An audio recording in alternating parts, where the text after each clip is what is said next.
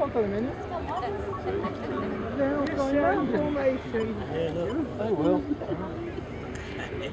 Top side, top side. And that way to take off. I bet you we do get toss off the best one.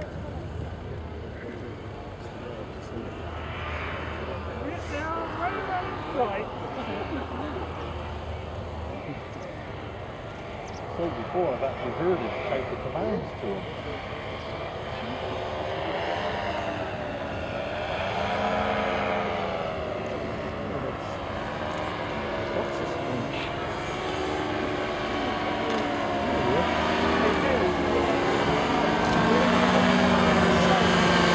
To these birds, Christian is their father. He's effectively their surrogate father.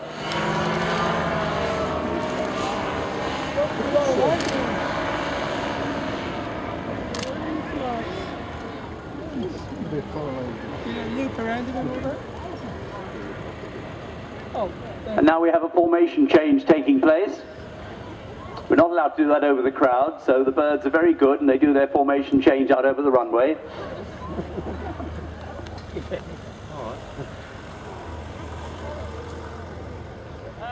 No, I'll come back up.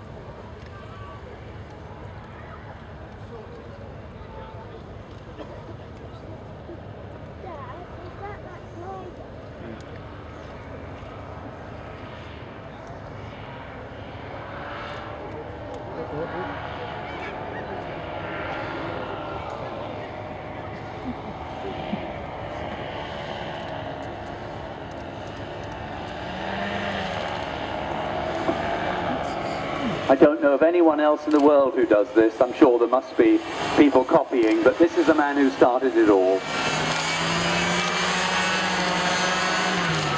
See him waving at the birds? He's not just waving at us, he's also waving at his charges.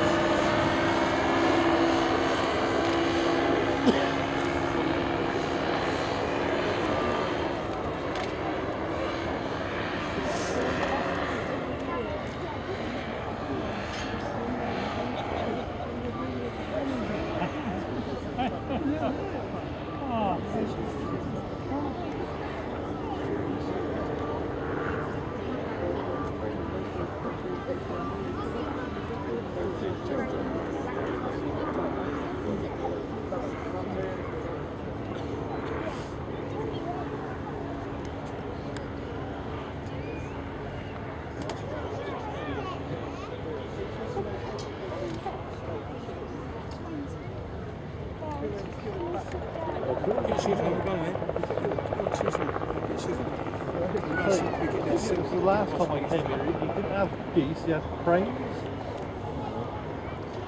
And they were actually flying either side of him. And you hear him call, and they would sort of change positions. It was quite lovely. Incredible indeed.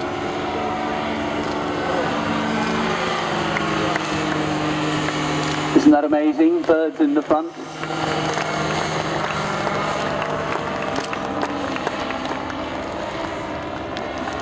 Okay, cranes, ducks. Fuck off. What about fuck off vultures? Eagles. Vultures, it would be much better.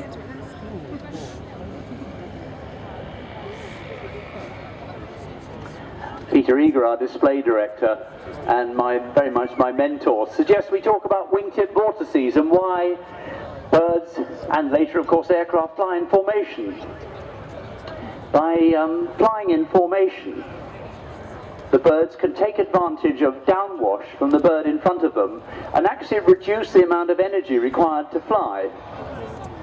Hence, when they're migrating, travelling many thousands of miles across the world, the beginning and the end of the seasons, they will invariably fly in a formation like this, because each bird is to a degree supporting his partner, it's one next to it. But of course here Christian is taking advantage of the vortex because he's flying behind. The vortex follows the birds.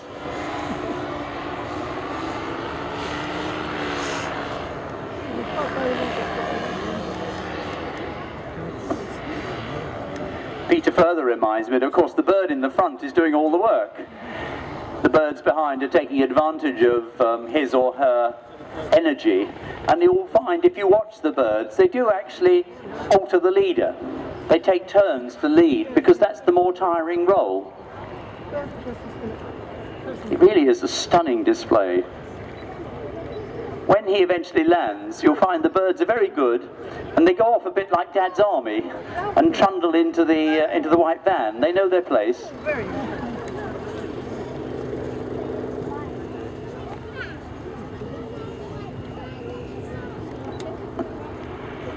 And if you walk back after the display towards the static park area, you should actually see Christian feeding his birds. They'll be somewhere very close to the crowd fence. And you should actually be able to see him talking to them and looking after them and nurturing them.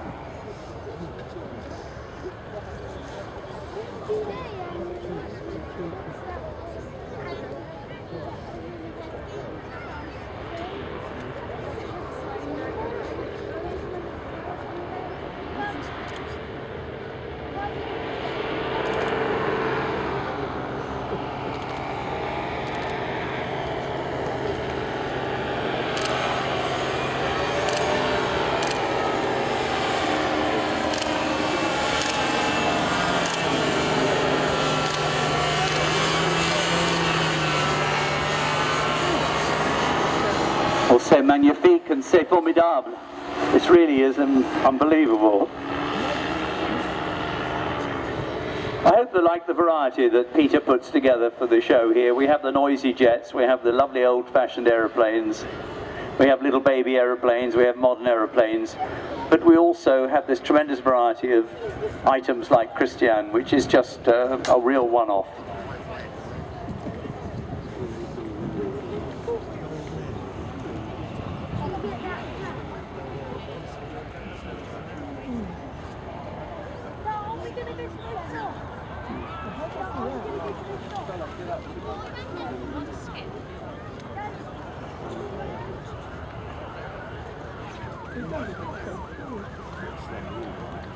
Well, the wind that you can see through it doesn't really matter, does it?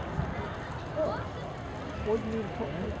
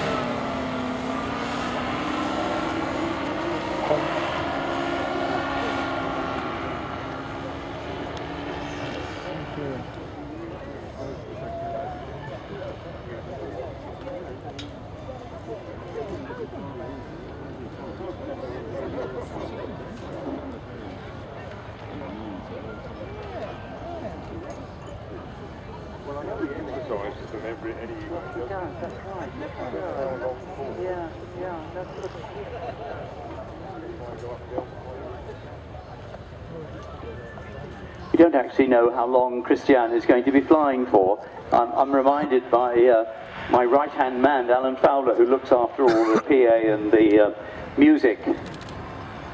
I'm reminded that Christian actually exercises his birds every day.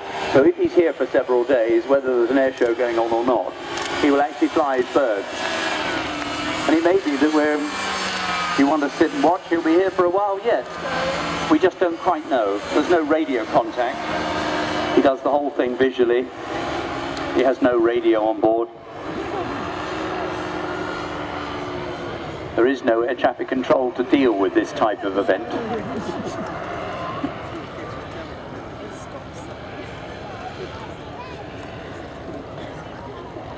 I imagine it's a form of stealth, really. There's very little radar signature from this.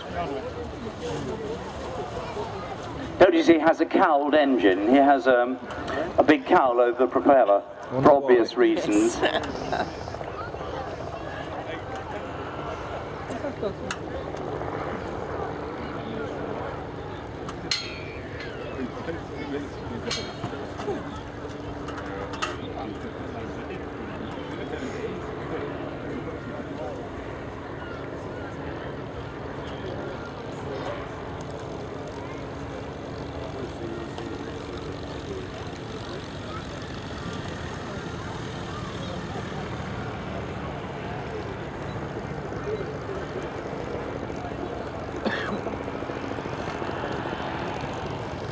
I know a number of you are getting ready to leave. Let me just remind you that Plains TV has a DVD of the show, which is available from the Plains TV stand, which is not very far from our commentary area.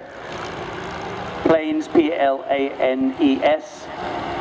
Their expert man has been standing on a transit van all day. Never actually seen him get down at all. And he's filming the whole thing. So if you want to have a lovely memento of it, or perhaps one for your own children, or your father, or your grandchildren, do call in to Plains TV. Not expensive, and I think it's well worth having. Some cockpit views as well. I think the warbirds were down this year, weren't they? Numbers.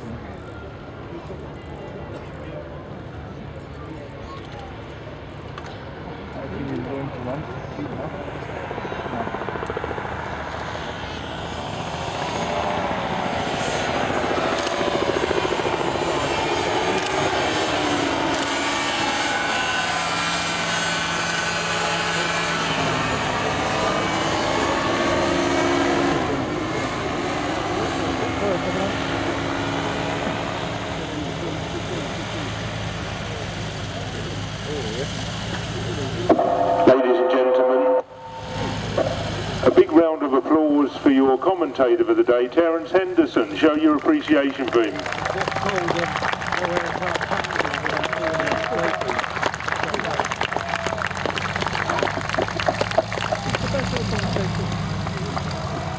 Well, you're a lovely audience. I laugh because it's not really fair. I fly a tug aeroplane that tows gliders around, and everybody says, God, you lucky devil, and it is, it's a privilege. And it's a privilege to stand here and do a commentary with such fantastic aeroplanes, such fantastic people, like the one taxiing by now, the Cub, flown and owned by a chum of mine. And it's lovely to speak to an audience who enjoy their flying. So safe journeys home. Those of you coming tomorrow, it'll be even better. See you next year otherwise.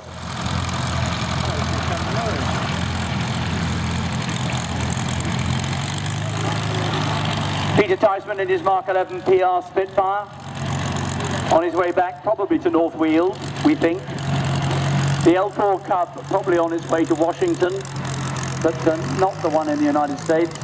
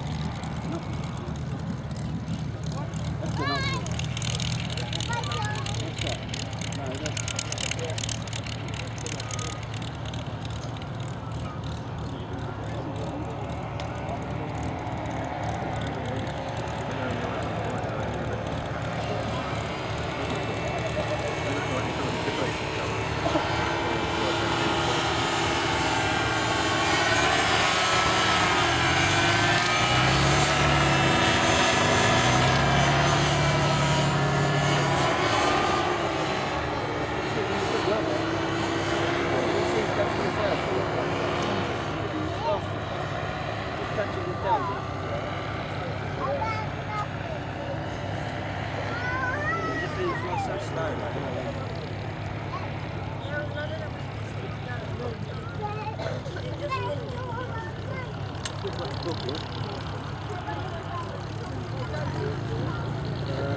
that by the way. This chair away. Thank you.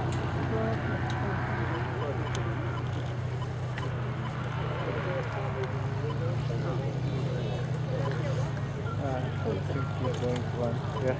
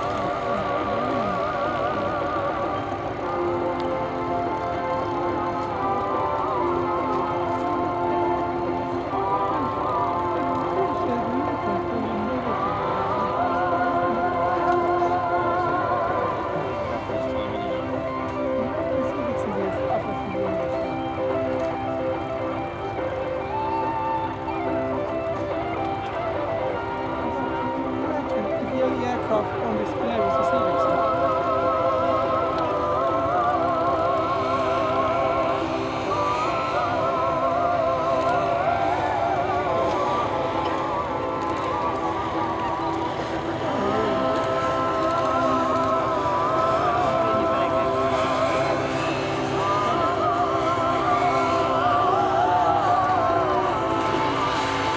Christian landing. I think he's into wind, so be landing shortly. Watch the birds. That's the most interesting bit.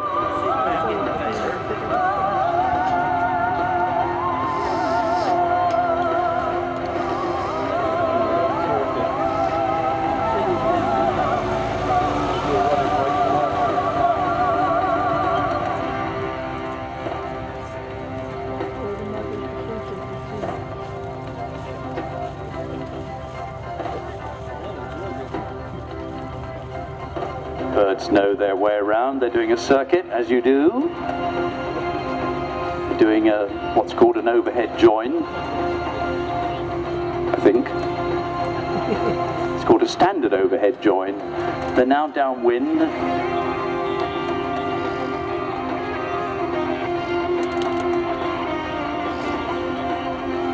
Maybe they're going to do a run and break.